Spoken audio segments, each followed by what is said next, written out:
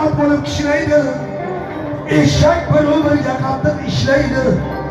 Yomon do'stdan ehtiyot bo'l. Bildirmay ortingdan qattiq ishlaydi. Bos!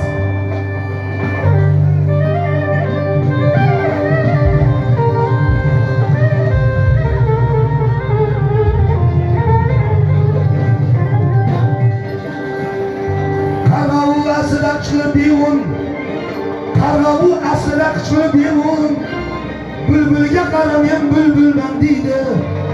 Nodon o'z rizqini ehtiyot qilib, avval sherigini rizqini yeydi.